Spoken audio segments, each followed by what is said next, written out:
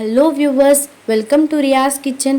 இன்றைக்கி வீடியோவில் நம்ம பார்க்க போகிற ரெசிபி சூப்பரான டேஸ்டியான ஈஸியான சாதம் இட்லி தோசைக்கான சைட் டிஷ் பருப்பு குழம்பு தாங்க. எப்படி செய்கிறதுன்னு சொல்லிட்டு பார்க்க போகிறோம்.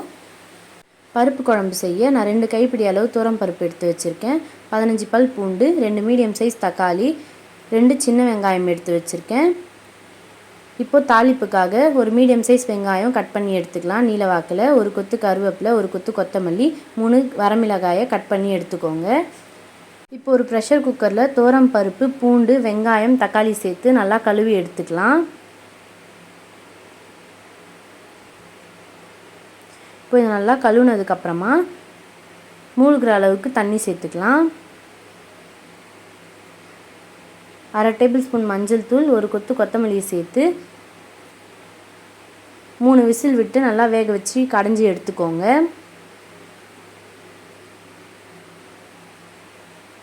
இப்போது ஒரு எலுமிச்சை சைஸ்க்கு புளி ஊற வச்சு எடுத்துக்கலாம்.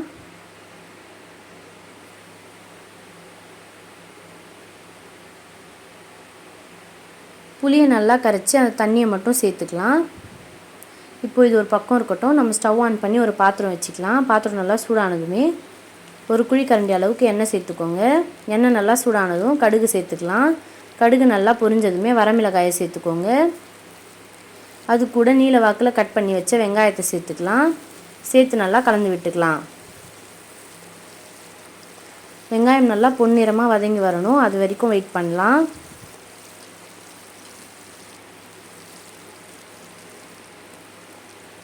ஒரு கொத்து கருவேப்பிலையை சேர்த்து நல்லா கலந்து விட்டுக்கோங்க.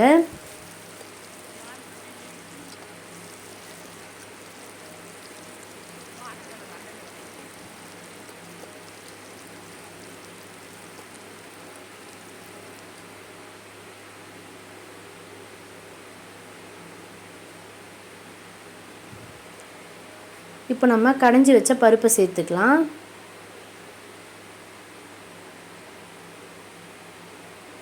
இப்போது ப்ரெஷர் குக்கரில் 1/2 கப் அளவுக்கு தண்ணி சேர்த்து அந்த தண்ணியை சேர்த்துக்கலாம். 1/2 டேபிள் ஸ்பூன் சால்ட் சேர்த்துக்கலாம். அதுக்கு மேலே கொத்தமல்லி தழையை தூவி விட்டு கலந்து விட்டுக்கோங்க. நல்லா மிக்ஸ் ஆகி வர அளவுக்கு கலந்து விட்டுக்கலாம். இப்போ நல்லா கொதித்து வந்துருச்சு. அவ்வளோதாங்க, நம்மளோட சூப்பரான டேஸ்டியான ஈஸியான சைட் டிஷ் பருப்பு குழம்பு அட்டகாசமாக ரெடி ஆகிடுச்சு.